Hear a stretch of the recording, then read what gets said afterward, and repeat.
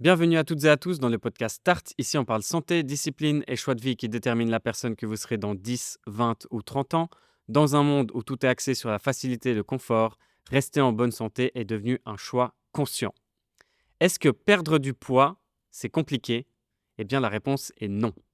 Par contre, perdre du poids, c'est inconfortable, ça nécessite de faire des efforts. Mais dans cet épisode, je vais t'expliquer pourquoi tu ne devrais pas te prendre la tête, parce que le principe est simple. La vérité que personne ne veut entendre, c'est que pour perdre du poids, il faut créer un déficit calorique. Peu importe la méthode, peu importe le régime, peu importe le timing des aliments, tant que tu crées un déficit calorique, tu vas perdre du poids. C'est un principe physique qui s'applique à toutes et tous.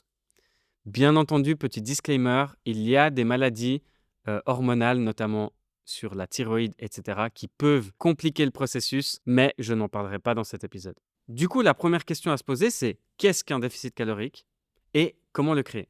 Le déficit calorique, c'est quelque chose de tout simple. C'est dépenser plus de calories que ce qu'on consomme. OK? On va créer un déséquilibre énergétique et notre corps va être obligé de puiser dans ses réserves pour utiliser de l'énergie. Tout simple jusque-là. Maintenant, comment on crée un déficit calorique? Il y a deux façons de faire. Soit on va le faire via l'alimentation, donc on va manger moins, soit on va le faire via la dépense calorique et on va bouger plus. OK? Et entre ces deux principes, il y a le sweet spot. Le sweet spot, c'est ce que j'appelle moi le déficit intelligent. Comment créer un déficit calorique intelligent? Ça va être assez simple. On va progressivement diminuer nos apports caloriques, ok, via la nutrition, et petit à petit essayer d'augmenter notre dépense calorique via l'activité physique. Donc le sweet spot, c'est ça. On va créer un déficit calorique progressif via des paliers généralement de 200 calories. Au départ, on va calculer nos besoins énergétiques de maintenance et ensuite on va soustraire de ce total un pourcentage de déficit calorique qu'on veut atteindre et on va petit à petit descendre par palier de 200 calories. Je sais, c'est un petit peu de théorie, mais en pratique, vous allez voir que c'est pas si compliqué que ça. Dans un premier temps, pour créer ce déficit intelligent, ce qu'on va faire, c'est qu'on va se focaliser sur les dites calories inutiles, pour moi, qui vont être les sodas. Donc en fait, tout ce qui va être calories liquides, les aliments ultra transformés, qui n'ont pas vraiment de nutriments intéressants, et les snacks sucrés. Ce sont ces 3 choses qu'on veut diminuer dès le départ. Rien que si on enlève ça et qu'on garde seulement l'alimentation brute, dite avec des aliments de bonne qualité, donc tout ce qui va être, légumineuses, féculents, protéines et bonne graisse, eh bien, on va déjà potentiellement créer un déficit calorique juste avec ça. Maintenant, si on veut aller plus loin, eh bien, on va compter ces portions et on va se focaliser sur le nombre de grammes qu'on a dans nos 3 macronutriments, donc les glucides, les protéines et les lipides, et on va jouer avec ça. À partir de ce premier principe-là, pour créer ce déficit calorique, on va se focaliser en premier sur notre consommation de protéines. Lorsqu'on perd du poids, on aimerait non seulement perdre du poids, mais perdre du gras. Et ça, c'est ce qui va être le plus important. On veut garder notre masse musculaire et perdre du poids. C'est ce qui va nous faire une recomposition corporelle et c'est ce qui va nous faire aimer notre physique à la fin du déficit. Donc pour ça, on va se focaliser sur notre consommation de protéines. Je parle de déficit calorique intelligent parce que de par mon expérience en tant que coach sportif, j'ai réussi à constater différentes erreurs classiques que beaucoup de gens font malheureusement et qui retardent, voire annulent leurs résultats. Et ça, c'est vraiment dommage. Donc les erreurs classiques qu'on veut éviter, c'est de vouloir en faire trop dès le départ. Vouloir par exemple trop diminuer sa nutrition. Vouloir tout supprimer d'un coup.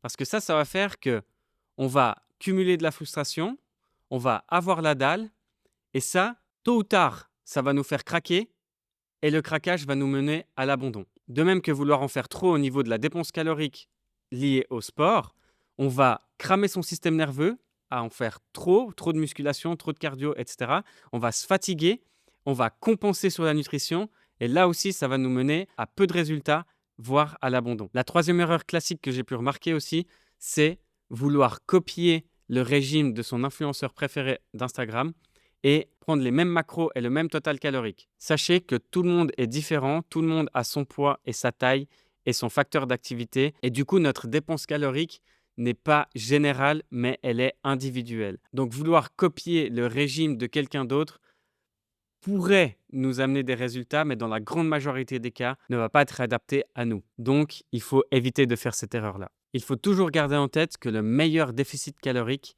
est celui qu'on est capable de tenir des semaines, voire des mois, tout en obtenant les résultats qu'on mérite. Donc maintenant que tu as compris comment on crée un déficit calorique, la vraie question à se poser, c'est pourquoi la majorité des gens n'arrivent pas à obtenir des résultats et pourquoi ils abandonnent toujours trop tôt. Je pense que pour répondre à cette question, il faut se pencher un petit peu plus sur la manière dont les gens appréhendent leur déficit calorique. Je pense qu'il y a un manque de lucidité et un manque de connaissance en la matière, sur la nutrition et sur la dépense calorique. Compter ses calories, c'est pas si simple que ça. Ça nécessite d'avoir des connaissances en nutrition, en macro et en micronutrition. Ça nécessite de connaître les différents ratios entre les aliments crus, les aliments cuits. C'est pour ça qu'on fait appel à un coach qui a ces connaissances et qui peut nous éduquer là-dessus. Et en fait, on peut remarquer que les gens sous-estiment leur apport calorique et surestiment leurs dépenses caloriques liées au sport. Il y a beaucoup de grignotage en dehors des repas qui fait que, en fait, on n'est pas en déficit calorique, on est juste à notre maintenance. Il y a beaucoup de gens qui pensent qu'ils peuvent remplacer les aliments qu'ils ont l'habitude de manger par des aliments qui sont sains, mais quand on fait le total calorique des deux, en fait, on se rend compte qu'il n'y a pas de différence, voire que même certains aliments sains, je vais prendre exemple comme l'avocat ou bien tout ce qui est oléagineux, donc noix de cajou, amandes, etc., sont des aliments qui sont très riches en bons lipides, mais très riches en calories. Et en fait, on va switcher d'un aliment très sucré à un aliment qui est très gras, mais qui a la notion de healthy. Et en fait, on va, sans se rendre compte, manger même plus de calories que ce qu'on mangeait avant. Et en fait, on va annuler notre déficit calorique, voire même augmenter notre consommation de calories. Et ça, c'est une erreur que beaucoup de gens font, c'est qu'ils ne sont pas précis et qui n'ont pas les résultats, tout simplement parce qu'ils ne sont pas en déficit calorique. Maintenant, ce qui va vraiment faire la différence et comment tu vas véritablement atteindre tes objectifs, c'est qu'il faut toujours penser que on se doit d'être constant. On n'a pas besoin d'être parfait, mais on doit être constant. C'est la règle d'or. On doit voir les choses de manière plus simple, parce que plus simple égale à moins de réflexion, moins de décision et plus d'action. Perdre du poids, ça n'a pas forcément besoin d'être une expérience de malade. On peut tout simplement faire simple, créer une routine, créer des plats qu'on aime et qui nous font atteindre nos objectifs, manger généralement la même chose dans nos journées, créer des horaires pour nos entraînements que l'on respecte et surtout ne pas remettre en question notre plan, mais simplement l'exécuter sur des semaines, voire des mois et attendre que les résultats arrivent. Il ne faut pas chercher à supprimer tous les aliments qui nous font plaisir. Au contraire, il faut chercher à les modérer, à les doser, mais il faut impérativement les garder dans notre alimentation pour qu'il n'y ait pas d'accumulation de frustration qui mène justement à l'abandon. Et il faut par-dessus tout avoir une vision sur le long terme. Je répète, avoir une vision sur le long terme. Je parlais de mindset au tout début, d'avoir un mindset de transformation, de vouloir véritablement progresser et devenir une meilleure version de soi-même, parce que c'est pour ça qu'on le fait. Il faut être capable de visualiser, de se fixer des objectifs tenables dans le temps, de faire des bilans hebdomadaires pour savoir exactement là où on va, ce qu'on doit ajuster, etc. On peut faire aussi du journaling. Ça aide vraiment à créer un cercle vertueux entre notre motivation et notre discipline. Et j'ai envie de vous dire, il faudrait que tout le monde puisse avoir un coach pour pouvoir se décharger de ce travail et simplement suivre le plan qui est adapté à notre personne. Le vrai combat, il est mental. Il faut créer une discipline parce que c'est quand on n'a pas envie et quand on n'est pas bien que c'est véritablement là que ça compte. Tous nos petits efforts au quotidien peuvent payer, mais il faut les faire tous les jours. Parce que c'est pas ce que tu fais quand tu es motivé qui compte, mais c'est justement ce que tu fais quand tu ne l'es pas. Donc en conclusion, perdre du poids, c'est simple, le principe est simple, tu manges un petit peu moins, tu bouges un petit peu plus et tu tiens dans le temps. L'important, c'est pas la méthode que tu vas choisir, c'est pas le régime que tu vas choisir, parce que tous les régimes créent un déficit calorique et donc potentiellement fonctionnent.